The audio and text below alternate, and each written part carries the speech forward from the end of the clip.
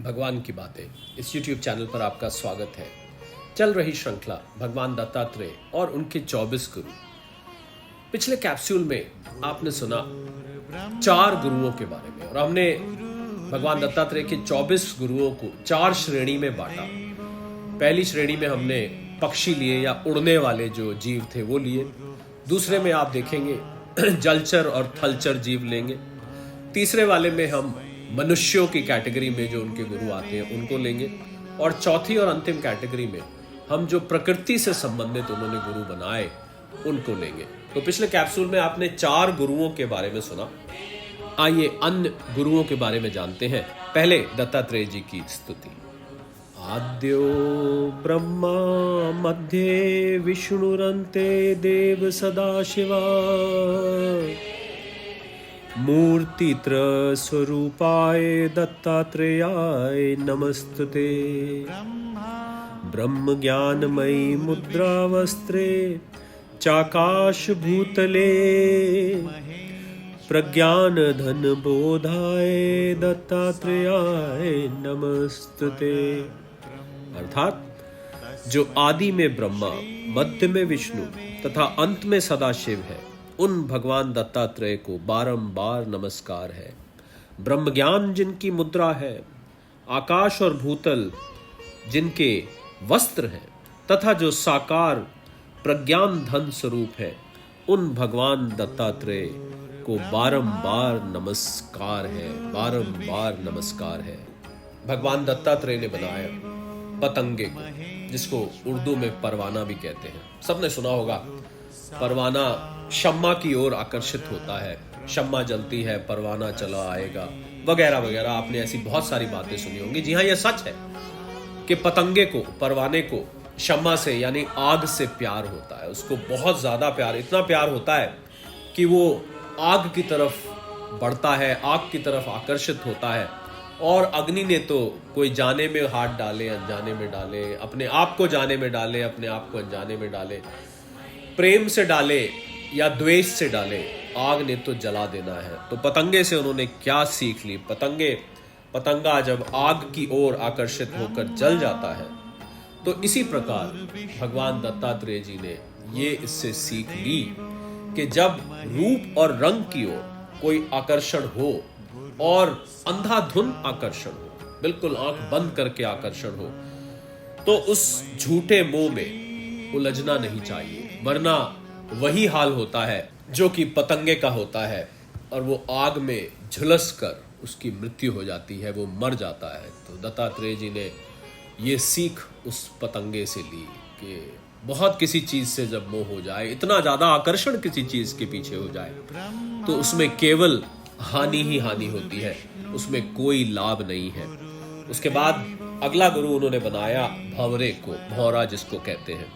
तो भौरे से भगवान दत्तात्रेय जी ने क्या सीख ली? उन्होंने सीखा कि जहां भी सार्थक बात सीखने को मिले उसे ग्रहण कर लेना चाहिए। जिस प्रकार भौरे अलग अलग फूलों से पराग लेते हैं, तो भौरा क्या करता है कि अगर किसी बगीचे में जाएगा और मान लीजिए वहां 20 फूल लगे हैं, तो हर फूल से थोड़ा थोड़ा अंश रस, पराग जिसको कहते हैं, थोड़ा थोड़ा रस लेता है। ध्यान रखता है कि उस फूल का नुकसान भी ना हो, उसकी शक्ल सूरत भी ना बिगड़े, उसको हानि ना हो और उसका काम भी बन जाए। तो हर जगह से थोड़ा थोड़ा वो पराग लेता जाता है।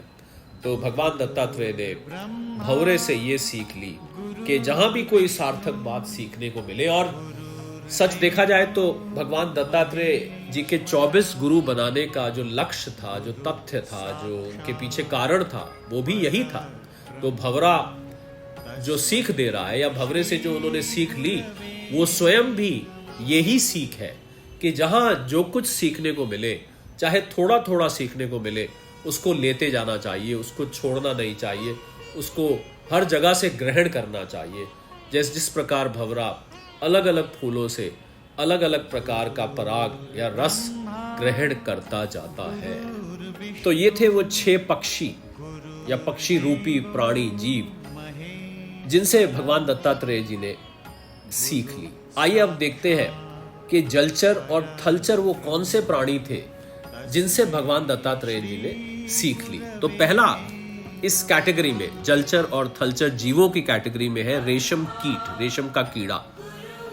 तो जैसे रेशम का कीड़ा एक कोकून होती है, उसमें बंद हो जाने पर दूसरे रूप का चिंतन कर कर वो रूप पा लेता है।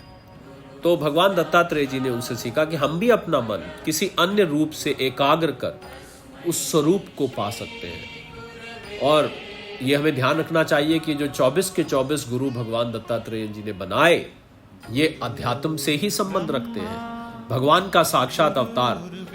भला इन 24 गुरुओं से अध्यात्म के अलावा क्या सीख ले सकते थे? उन्होंने तो जो भी सीख ली, जिस भी प्राणी से, जो भी 24 गुरु थे, उन्होंने तो अध्यात्म से संबंधित ही लेनी हुई।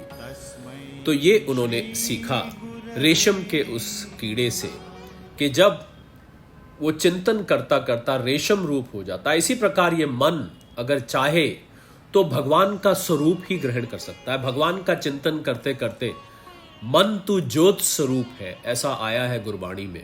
अपना आप पहचान, यही मन भगवान का रूप ले लेता है जब इस मन को पूरी तरह से भगवान में समर्पण कर दिया जाता है, पांचों विकारों को जीत कर। तो वही मन संसार का चिंतन छोड़ के केवल और केवल भगवान का चिंतन करता हुआ भगवान का रूप ही हो जाता है, बल्कि दूसरे तरीके से कहें तो भगवान में ही मिल जाता है। तो ये सीख उन्होंने रेशम के उस कीड़े से ली। अगली सीख उन्होंने ली मकड़ी से, स्पाइडर से। तो मकड़ी क्या करती है? जाल बुनती है, उस जाल में घूमती है, उसमें रहती है, उसमें इधर उधर, आपने देखा होगा मकड़ी जाल में इधर से उधर अपनी लंबी लंबी टांगों से इधर उधर छलांग लगाती रहती है, चलती रहती है, और उसके बाद उस जाल को खुद ही निगल जाती है। शायद कम लोग जानते हैं, सक्षमता होती है कि वो अपने ही बुने जाल को खुद पूरा का पूरा निगल जाती है। तो भगवान दत्तात्रेय जी ने क्या शिक्षा ली कि भगवान भी माया जाल रचते हैं और उसे मिटा देते हैं। उसमें ये जीव विचरण करता है, इधर उधर घूमता है। तो जिस प्रकार मकड़ी स्वयं जाल बनाती है, उसमें विचरण करती है और अंत में पूरे जाल को खुद ही निगल जाती है, ठीक इसी प्रकार भगवान भी माया से सृष्टि की रचना करते हैं और उसमें जीव रूप में विचरण करते हैं, जीवों के रूप में, 84 लाख योनियों के रूप में, उनके कर्मों अनुसार उसमें विचरण करते हैं और अंत में उसे अपने में ही समेट लेते हैं। ये शिक्षा उन्होंने ली एक मकड़ी से, स्पाइडर से। आप समझ सकते हैं कि ऐसे जीवों से भी केवल और केवल भगवान ही शिक्षा ले सकते हैं। हम और आप ऐसे जीवों को अनेकों बार, सैकड़ों बार शायद देख चुके होंगे और हमें तो ऐसा कुछ नजर नहीं आया। यही फर्क है हम में और भगवान में। तो आज इस कैप्सूल को इतना ही रखेंगे, इस वादे के साथ कि अगले कैप्सूल में आपके लिए भगवान दत्तात्रेय जी द्वारा बनाए गए बाकी गुरुओं की सीख और बाकी गुरु उन्होंने क्यों बनाए, ये लेकर प्रस्तुत होंगे। गुरुर् ब्रह्मा गुरुर्विष्णु गुरुर्देव महेश्वरा, गुरुर साक्षात पर ब्रह्म, तस्मै श्री गुरुवे नमः, तस्मै श्री गुरुवे नमः। सादर प्रणाम।